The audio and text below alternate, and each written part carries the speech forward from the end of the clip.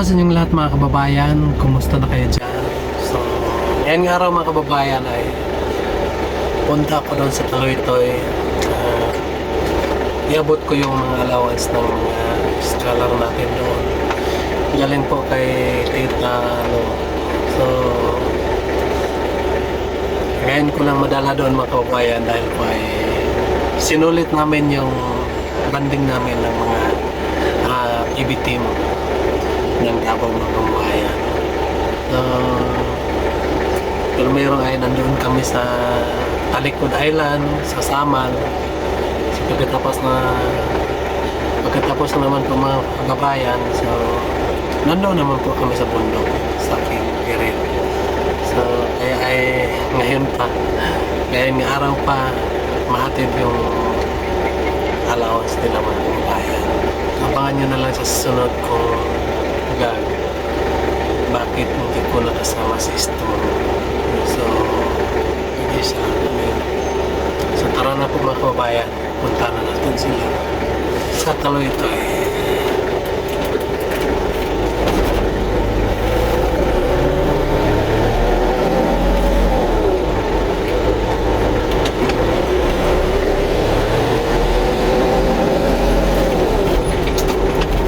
Masaya po mga kababayan kapag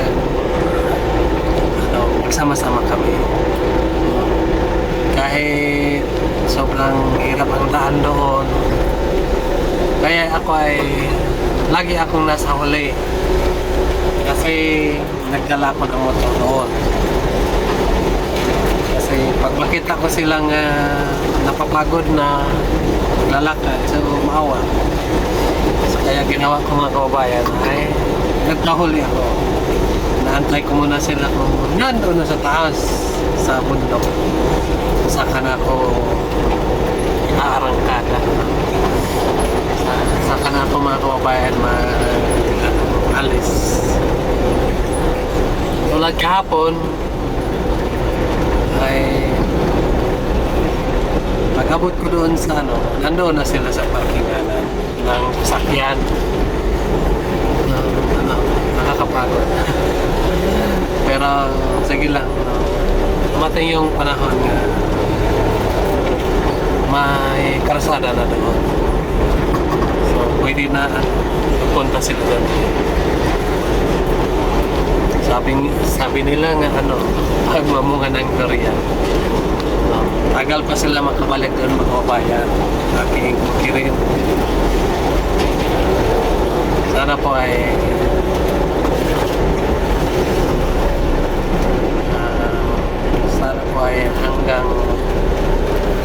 hanggang dulo, hanggang sa pagtatanda magkita-kita pa rin kami ng PDT, magsama-sama pa rin hanggang kaya pa.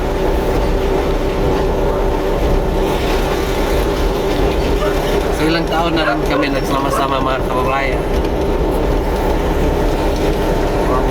sa 3 years, 4 years na.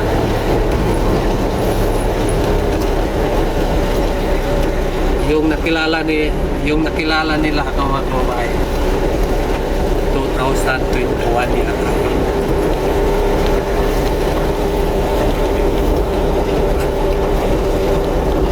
So nung una ay hangad kong makapili ako ng bunggo. Hindi pa kami nagkikita ni Sir Paul, marami na kaming pinagkaanan, lalo na doon sa bundok mga kababayan.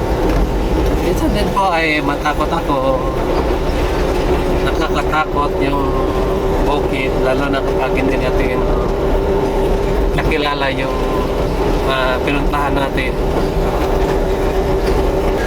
At ang ikakatakot ko lang mga kababayan, yung Pangayaw.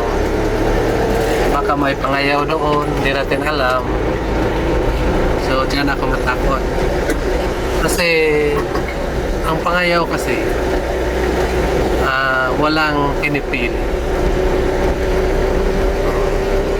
Walang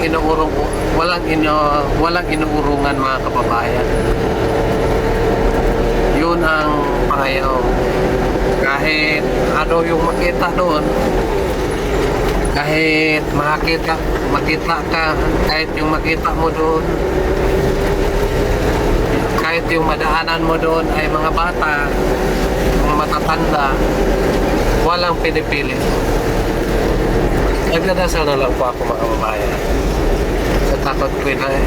Sa takot ko ay magdadasal ko na lang ng Panginoon na maligtas kami sa lahat ng mga kapahamakan.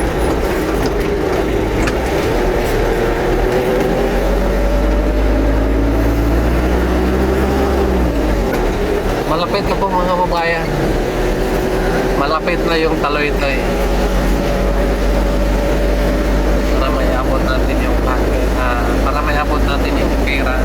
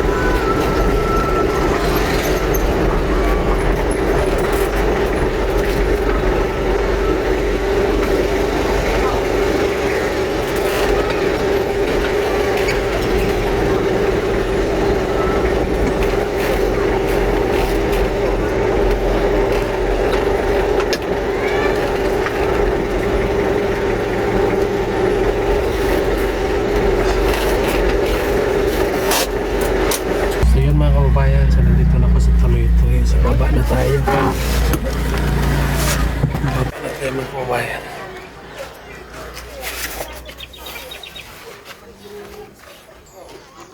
Dito yung bahay nila sa Manta.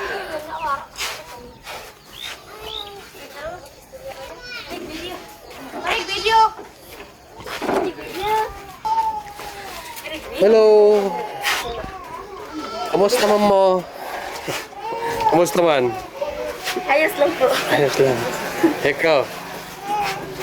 Ayos lang. Ayos lang.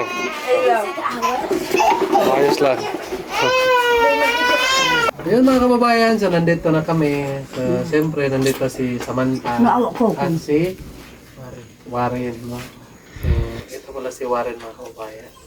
Ano mo si Samantha? Pinsan. Pinsan. Nasaan siya? Si Jay. Ano yun? Naghakot ng niyog. Ano yung niyog? Ha? Aanin? Ang saon? Baker. Baker. So, si Warren mga kababayan ay naghahanap buhay. Kasi walang pasok ngayon. So, naghakot siya ng baker. Jay. Si Jay pala. Si Jay. Naghahanap buhay para may income naman. So, si Maraya, saan? Nag-extra trabaho. Davao.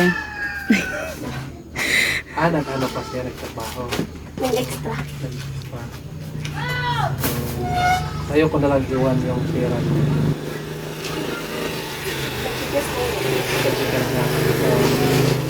Kausap na sila kay Talo. Nandun siya sa nagano siya doon. Pero ngayon lang, pag may pasok na, uwi na siya dito. Yung mga kabayan, si Maraya ay wala dito. So, sa kanila ko na lang iwan yung pera niya. At si Jay po ay naghakot din ng niyog. So, sila dalawa na lang dito natira. Bakit nandito lang kayo? Bakit hindi kayo naghakot ng niyog? Di po kasi kami sinabihan siya lang. Siya lang yung may motor. So, siya yung maghakot. At pasensya na kayo dahil ngayon lang ako dito. Kasi sobrang busy po kami. Yung isang araw, nagpunta kami sa bundok sa aking bukirin. kasama namin yung PB team, sila Sir Paul, Madam Yola, o si Super Paul. At meron pa sila na meron, sila na Lorna at sila Anilita. Nagpapahinga lang kami doon, nagpapasarap, nagpapalamig daw sa yung sariwang hangin nila. Kasi iba din yung hangin doon sa yung aircon, iba din yung hangin nga, natural hangin. So nandun kami. So yung yung nakaraan pa, mga 4 na araw na ngayon, so doon kami sa naligo kami ng dagat sa Calicon Island. So kaya ay hindi ko nadala yung pira niya dito. So kasi wala kaya at least na nandito naman ako. So dito na kasi yung pira ngayon. At saka nagpapasalamat lang po ako kay Tita Lo sa kanyang kabaitan, sa kanyang mga scholar dito. Sana po ay mag-aral kayo ng mabuti, no? At sana po ay makatapos kayo. Kaya ko na lang iwan itong pera.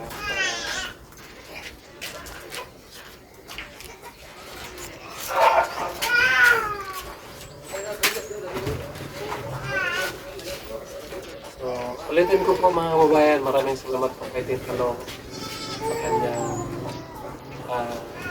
pagpadala ng mga allowance na skala.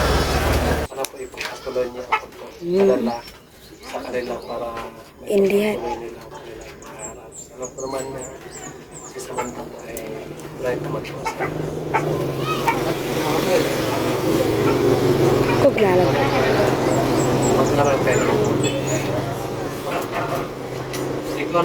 Ikaw bakit ka eh? Ate-ate nyo.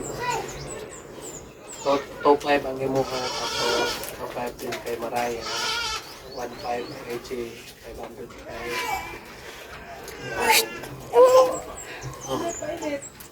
isa-isahin lang natin. 1, 2,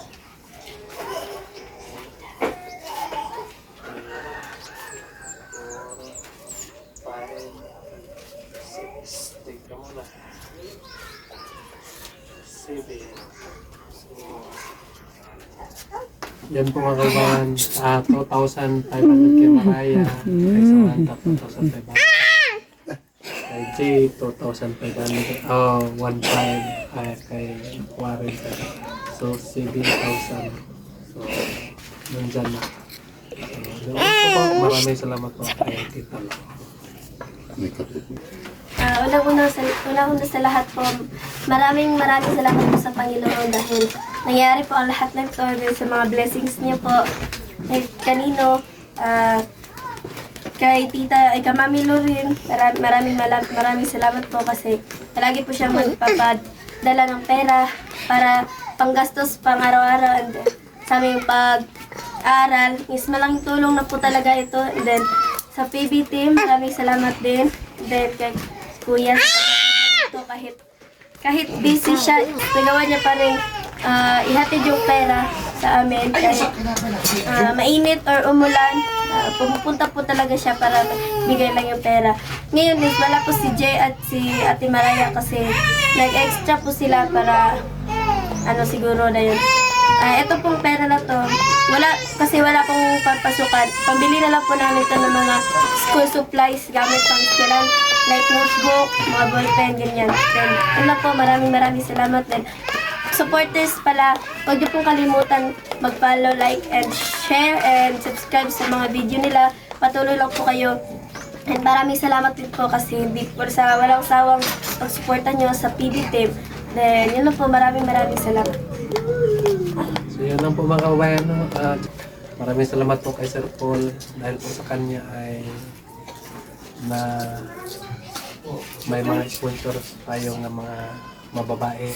So sana po ay lagi natin panoorin yung mga vlog niya para pagpatuloy niya ang pagtulong doon sa mga kabutiran.